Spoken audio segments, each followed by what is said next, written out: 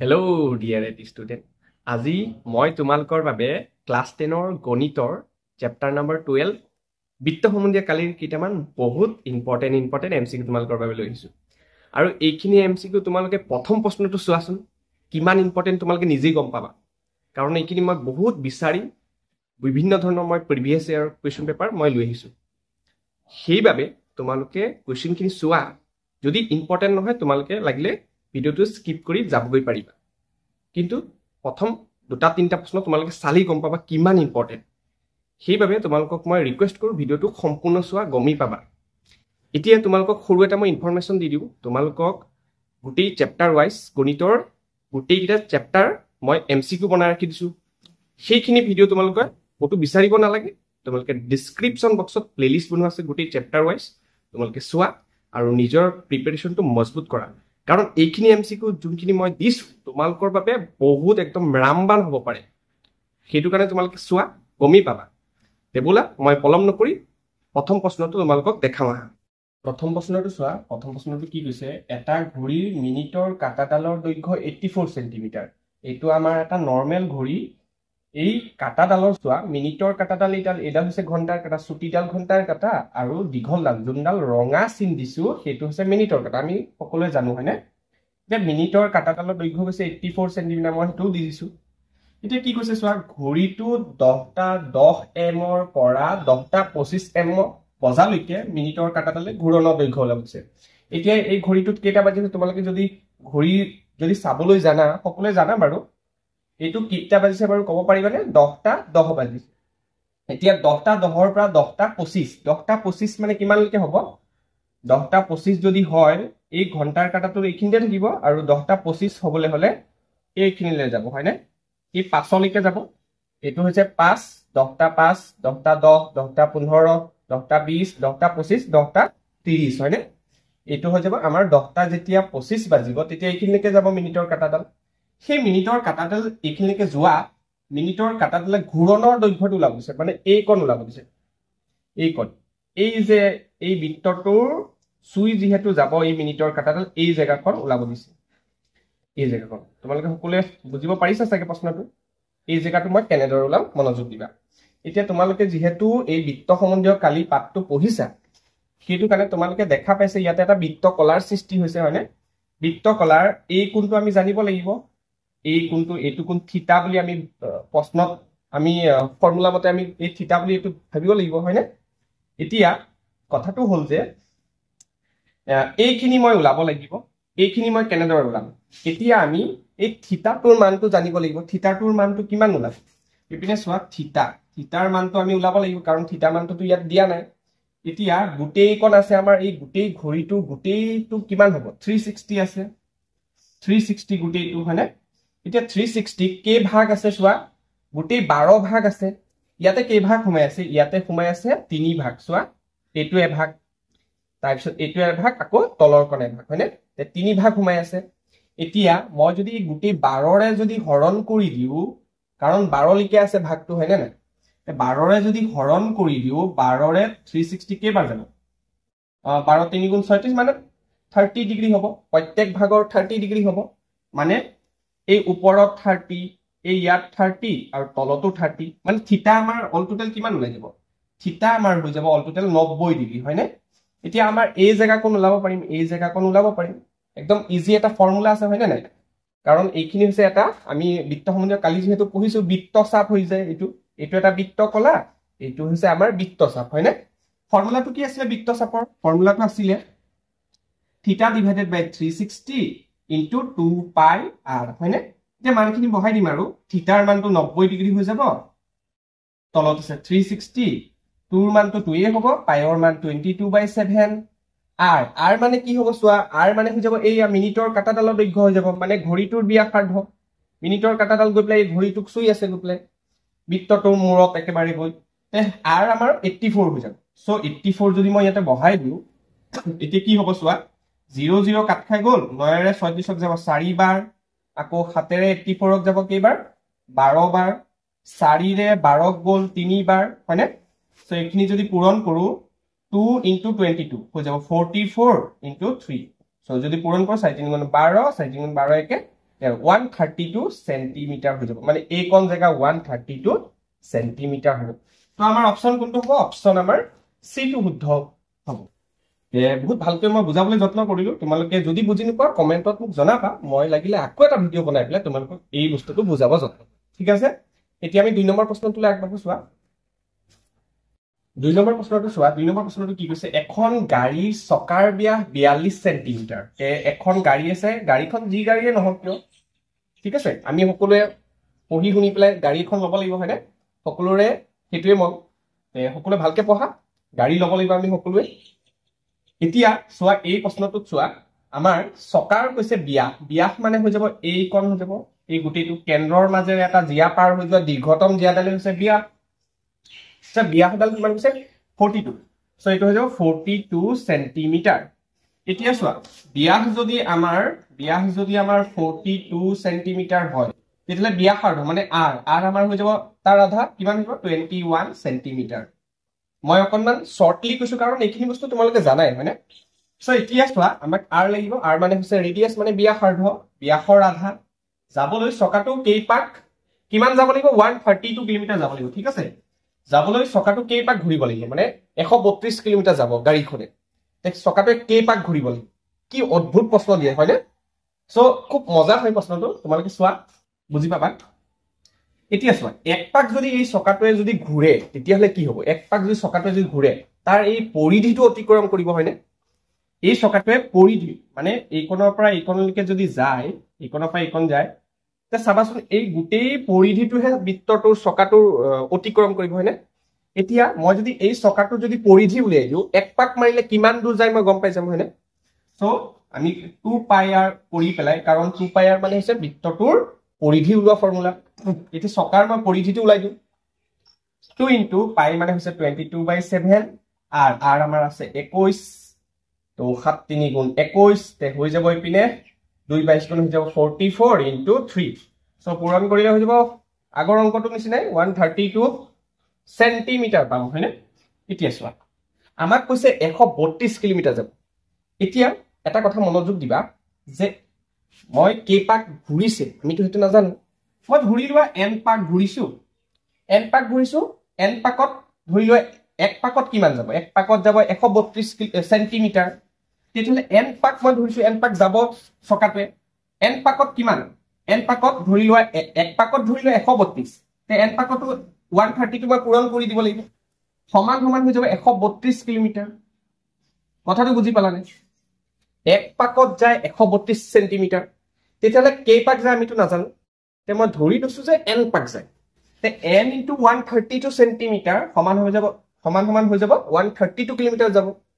এতিয়া চোৱা এইটো কিন্তু কিলোমিটাৰ আছে মই ইয়াক সেন্টিমিটাৰলৈ পৰিৱৰ্তন কৰিব লাগিব কেনেদৰে কৰিম চোৱা n পূৰণ 132 এপিনে হৈ যাব 132 কিলোমিটাৰক যদি মই সেন্টিমিটাৰত যদি লৈ যাও প্ৰথম কি কৰিব লাগিব মিটাৰত নিম সো 132 ইনটু মিটাৰত নিবলৈ হলে 1000 ৰে পূৰণ কৰিব লাগিব মিটাৰ হ'ল মিটাৰৰ পৰা আকৌ সেন্টিমিটাৰলৈ নিব লাগিব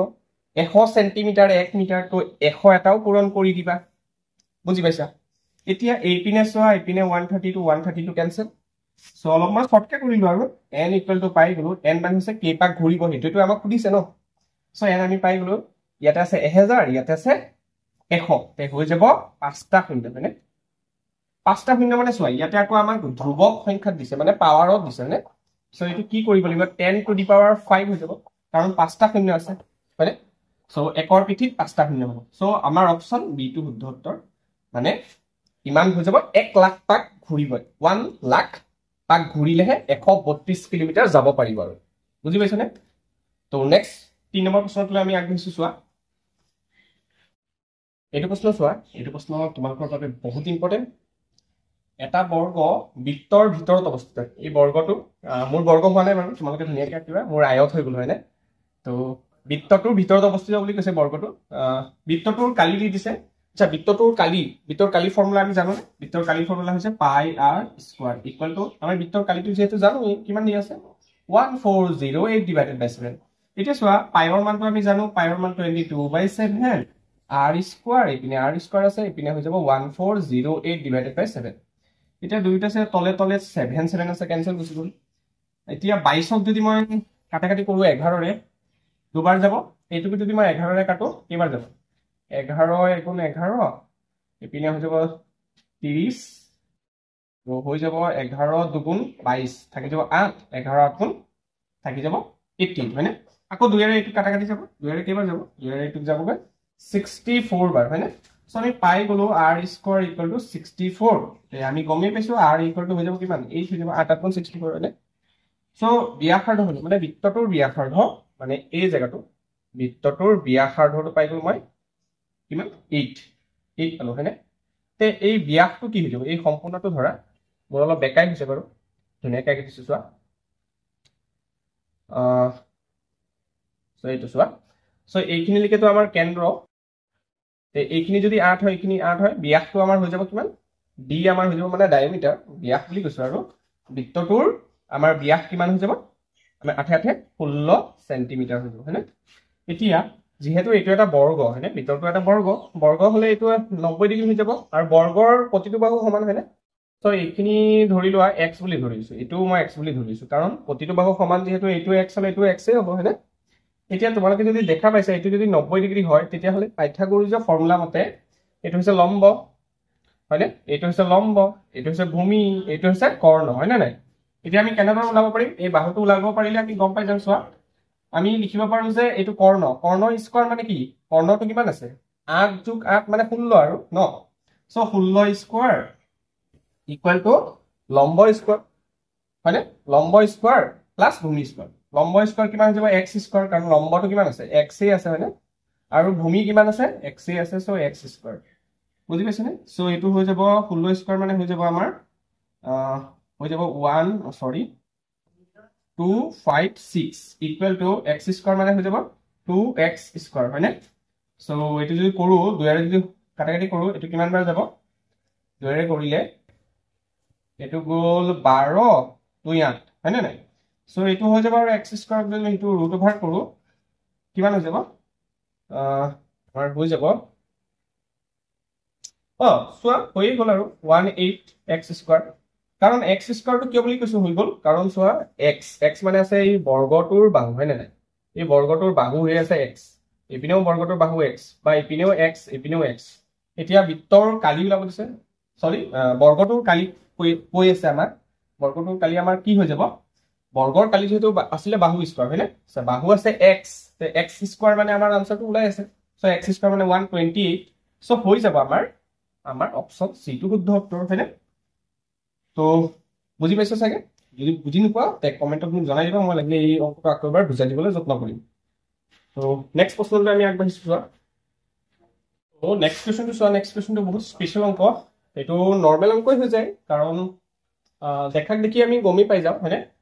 তো ইয়াতে কি কৈছে এটা অৰ্ধবৃত্ত মানে এনেকুৱা আৰু বৃত্তটোৰ আধা হয়নে ছবিটো হোৱা নাই বহুত বেয়া হৈছে হয়নে সো বৃত্তটোৰ আধা এইটো ধুনীয়া হৈছে না এতিয়া ছবিটো সো এই বৃত্তটোৰ আধা কালি আমাক সুধিছে আৰু ব্যাস আমাক কি কৰিছে ডি বুলি মানে এই জায়গাটো হ'ব এই জায়গাটো আমাৰ হৈ যাব ডি হয়নে এতিয়া বৃত্তৰ কালি ফৰ্মুলাটো কি বাৰু পাই r স্কয়াৰ যেহেতু আধা বুলি কৈছে তো দুইৰে হৰণ কৰিব লাগিব তো r মানে আমাৰ হৈ যাব এইবাৰ কি আকৌ চোৱা r আমাৰ হৈ যাব d/2 হ'ব লাগিব হয়নে তো ইয়াত মই কি কৰিম ইয়াত তলত হৈ যাব 2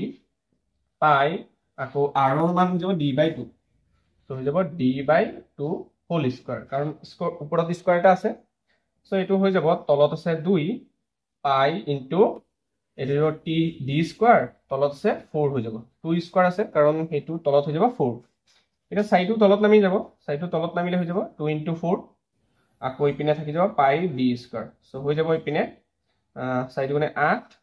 আৰু ওপৰত আছে এইটো এনেকাও লিখিব পাৰিম 1/8 আৰু পাই d স্কয়াৰ সো এইটো হৈ যাব আমাৰ কালিটো অৰ্ধবৃত্তৰ কালি সো অপচন কোনটো শুদ্ধ অপচন এইটো শুদ্ধ দেখাক দেখি আমি গম পাই গৈছিলো যে মানে এনি ওপৰাপুৰি লাগে আৰু যে এইটো হ'ব নেকি যে আধা আমাৰ বৃত্তৰ যেহেতু যে 1/2 পাই d স্কয়াৰ হৈ যাব কিন্তু নহয় আমাৰ যোনটো ব্যাসাৰ্ধহে লাগে হয় না r স্কয়াৰ ইয়াতে বহিব সো d বহালেটো ইয়াত নহব ব্যাস বুলি কৈ দিছে আমাক হয়নে কেতিয়াবা আমাক পাজুৰ লগাবলৈ ইয়াতে ব্যাসাৰ্ধও দি দিয়ে দেই তে তোমালোকে তেতিয়া আকৌ চেঞ্জ নকৰিবা তেতিয়া হৈ যাব আকৌ এইটোৱে আনসাৰ তে ভালকে প্ৰশ্নটো পঢ়ি লবা ব্যাস কৈছে নে ব্যাসাৰ্ধ কৈছে ঠিক আছে যে নেক্সট প্ৰশ্নটো চাওঁ হা তো লাষ্ট প্ৰশ্নটো চোৱা লাষ্ট প্ৰশ্নটো বহুত স্পেচিয়েল হৈ পৰে এটা বৃত্তৰ পৰিধি বৰ্গৰ পৰিসীমাৰ আধা তো এটা বৃত্ত আছে যাৰ পৰিধি আচ্ছা বৃত্তৰ পৰিধি 2πr হয়নে সেই বৃত্তৰ পৰিধিটো আমাৰ কৈছে বৰ্গৰ পৰিসীমাৰ আধা বৰ্গৰ পৰিসীমা বাৰু কি বাৰু 4a হয়নে 4a ফৰ্মুলাটো লিখো তাৰ আধা বুলি কৈছে যেহেতু 1/2 কৰিব লাগিব হয়নে এতিয়া 2ৰে 4ক গুচি গ'ল কেইবাৰ দুইবাৰ আকৌ এইটো 2 কেনসেল গ'ল মানে পাইআৰ আমি পালো a হয়নে এতিয়া a এৰ মানটো আমি পাইআৰ বুলি গম পাইছো এটো হোল্ডত ৰাখাচোন বাৰু এটা কি কৈছে বৃত্ত আৰু বৰ্গৰ কালিৰ অনুপাত এটা বৃত্তৰ কালিটো কি বৃত্তৰ আৰু বৰ্গৰ কালিৰ অনুপাত বৃত্তৰ কালি হৈছে পাইআৰ স্কয়াৰ অনুপাত যেহেতু কৈছে ইষ্টু দিব লাগিব আৰু বৰ্গৰ কালি যেহেতু আমাৰ হৈ যাব a স্কয়াৰ হয়নে কাৰণ বৰ্গটোক যদি মই বাহু বুলি a বুলি ধৰো তেতিয়াহলে বাহু স্কয়াৰ হৈ যাব মানে a স্কয়াৰ বৰ্গৰ কালি এতিয়া এপিনে মই পাই r স্কয়াৰে ৰাখো বাৰু ইষ্টু এপিনে a এর মানটো মই বহাই দিও পাই r বুলি সো পাই r হোল স্কয়াৰ হ'ব ইয়াতে হৈ যাব চোৱা পাই r স্কয়াৰ ইষ্টু এই স্কয়াৰটো চোৱা হোল স্কয়াৰ আছে মানে কি পাইৰ ওপৰত স্কয়াৰ আছে পাইৰ ওপৰত স্কয়াৰ আছে আকৌ r ৰ ওপৰতো স্কয়াৰ আছে এতিয়া ইয়াৰ পৰা চোৱা পাই ইয়াতে এপিনে এটা আছে এপিনে দুটা আছে এটা কেনসেল গ'ল এপিনে r স্কয়াৰ কেনসেল গ'ল সো এপিনে থাকি যাব 1 এপিনে থাকি যাব এটা পাই হৈ যাব নহয় এতিয়া মই যদি 1 পাইৰ মানটো যদি বহাই দিও 22/7 তেতিয়াহলে অনুপাতটো কি হ'ব বাৰু অনুপাতটো হৈ যাব উল্টি যাব হয়নে 7:22 হৈ যাব উল্টি যাব হয়নে আচ্ছা এইটো অপচন কোনটো হ'ব অপচন ডি টো শুদ্ধ উত্তৰ হৈছে সো বুজি পাইছা চাগে সো এইখিনি সো যোনে যোনে এই ভিডিওটো এইখিনিকে চাইছে সকলোকে ধন্যবাদ জ্ঞাপন কৰিছো আৰু মোৰ চেপ্টাৰ ওয়াইজ ভিডিও গোটেইকেইটা প্লেলিষ্ট বনোৱা আছে তোমালোকে ডেসক্ৰিপশন বক্সত লিংক পাইয়ে যাবা তোমালোকে চাই নিজৰ প্ৰিপাৰেচনটো মজবুত কৰা আৰু মই যোনখিনি এমসিকিউ কৰাইছো তোমালোকে গমেই পাবা পৰীক্ষা দি আহি পেলাই তোমালোকে ভিডিও দি চাই পেলাই আকৌ এবাৰ মিলাই পেলাই চাবাচোন প্ৰশ্নখিনি আহিছে নে নাই এনেকুৱা ধৰণৰ প্ৰশ্ন আহিব এইবাৰ হেতু কাৰণে তোমালোকে বিশ্বাস কৰি পেলাই তোমালোকে গোটেইখিনি ভিডিও চোৱা এমসিকিউ খিনি প্ৰেক্টিস কৰা আৰু বহুত এমসিকিউ মই লৈ আহিম টেষ্ট পেপাৰ সলভ কৰাম হয়নে তো তোমালোকে খালি চেনেলটো আগবঢ়াই নিয়াত সহায় কৰিবা অলপ আৰু ভিডিওখিনি কন্টিনিউ ভাবে চাবা আৰু সাবস্ক্ৰাইব কৰি পেলাই তোমালোকে বেল আইকনটো দবাই ৰাখিবা তেতিয়াহে মানে নোটিফিকেশনটো যায় নহলে কিন্তু সাবস্ক্ৰাইব কৰি থলেও নোটিফিকেশনটো যদি অন নাৰাখো আমি তেতিয়াহলে গমেই নাপাবা হেতু কাৰণে তোমালোকে নোটিফিকেশনটো অন কৰিবা আৰু যিমান পাৰা আমাৰ ফ্যামিলিটো ডাঙৰ কৰাত সহায় কৰাচোন তোমালোকৰ পৰা মই তো হেতুৱে ৰিকুৱেষ্ট কৰিছো এতিয়া মই যিমান পাৰো কষ্ট কৰি যাম তোমালোকৰ এতিয়া মেট্ৰিক পৰীক্ষাৰ বাবে যিমানখিনি প্ৰয়োজন হ'ব গোটেইখিনি ম্যাথছ তোমালোকে প্ৰবলেম যিমান আছে তোমালোকে কমেন্টত দিবা মই সলভ কৰি পেলাই শৰ্টস ভিডিও হিচাপেও মই বনাই দিবলৈ প্ৰস্তুত কৰিম এতিয়া তোমালোকে আজিলৈ এইখিনিতে ৰাখিছো নতুন এটা ভিডিওৰ বাবে তোমালোকে অপেক্ষা কৰি থাকা সোনকালে মই আকৌ নতুন ভিডিও এটা আনিম আজিলৈ ইমানেই ধন্যবাদ